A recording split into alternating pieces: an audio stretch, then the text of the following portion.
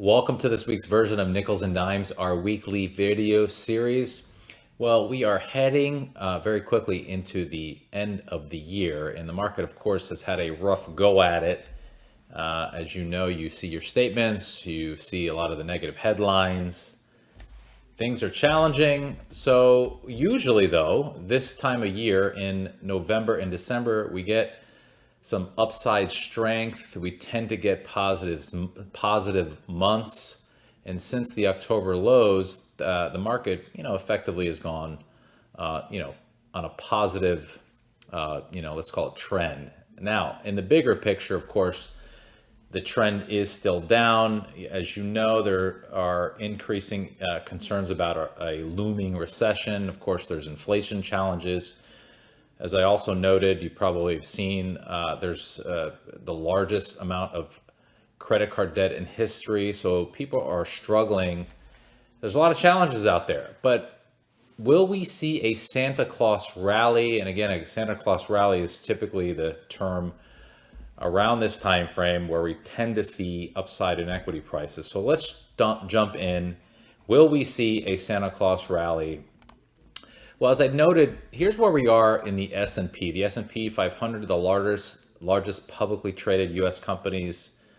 Again, the trend is down. This is, if you look here at the beginning of 2022, you basically see the market has trended down, and every time it hits this staggered downtrending line is called a resistance line. And essentially, every time it hits that, meaning the price hits that point, it ends up failing and selling down further. So as they say, or there's a sort of a common phrase in the industry, the trend is your friend until the end. Well, of course, if you're in cash or shorting stocks or maybe even buying puts to hedge, you're likely doing pretty well, at least hedging very well. But again, the trend is down. Now, as I noted earlier, since the October lows, the market has recovered.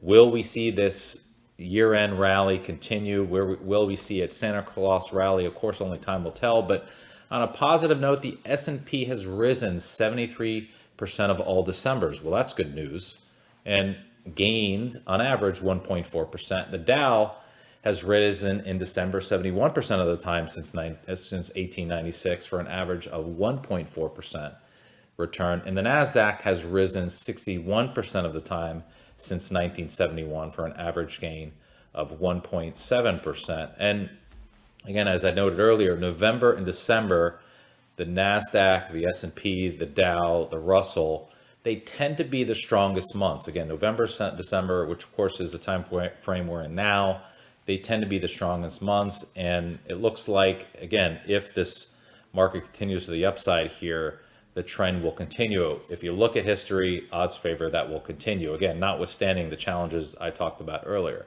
Now, I think what's important to note, when people analyze the market, I mean, I know most folks who have money in stocks or bonds, or let's call it the financial markets, don't really analyze markets on a day-to-day, week-to-week, or month-to-month basis.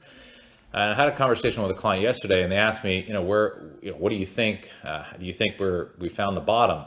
Well, I will say, since the October lows, the Dow has actually been the best, or the industry that has recovered the most. It's appreciated the most. The Nasdaq, which is the tech-heavy companies, has actually lagged. In a perfect world, the opposite happens. So we want ideally to see the Nasdaq leading and the Dow lagging. As noted earlier, the Dow's leading and the Nasdaq's lagging. So not ideal in my opinion. And again, that's what tends to happen in bear markets, where portfolio managers put money because they have to be effectively fully invested. They end up putting money into the large cap names that have strong balance sheets and good fundamentals. And that tends to be the Dow type companies. So that's where you likely see, or the reason you like to see the Dow, continuing to outperform here. So moving on, so what would potentially derail a potentially strong December? Again, if we continue to get some upside here, what could derail a historically strong December? Now, of course, what could derail it is a black swan event. Now, black swans are events that are unpredictable. You've likely heard of this. That is beyond what is normally expected of a situation and has potentially severe consequences. Again, they're so rare that even when the possibility that it might occur is unknown. They also have a catastrophic impact when it does occur. And of course, hindsight's 2020. It's always perfect. Is explained in hindsight as if it were actually predictable. Now, I'm not saying, so black swans, again, are rare events. They could happen at any time. So again, if you look at history, odds favor, we will get some more upside. Again, if history is any guide, we will get more upside through the end of the year, of course, because again, we're in December. But again, black swan events are a possibility at any point. So that, of course, could derail a year-end rally. And just some recent examples, of course, the 2008 financial crisis. I mean, you all know, in hindsight, everyone says, of course, there were, loans issued to folks with stated incomes that really didn't qualify. I mean, again, hindsight's 2020. So 2008 financial crisis was a black swan example. The dot-com bust in the early 2000s where, companies were changing their names to .com just to get on the craze. And of course, the 2020 COVID crash. I'm not sure that anyone really saw that one coming. Of course, COVID was a concern, but obviously from from February 2020 to March of 2020, the market collapsed. Those were at least the more recent examples, just to give you an idea of what the black swan event looks like. So again, black swans are always a factor in the marketplace. They're very rare. I'm not sharing this to give you some concern, but I'm just helping you again become aware of what is possible, but in my opinion, not probable. So odds favor, we're going to continue to get some more upside again if history is any guide. All that to say is if you would like a second opinion on your portfolio or financial situation, you go on our website.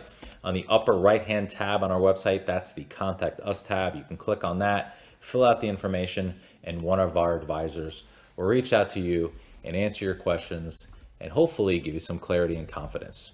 Have a great day. Thanks for watching. Bye-bye.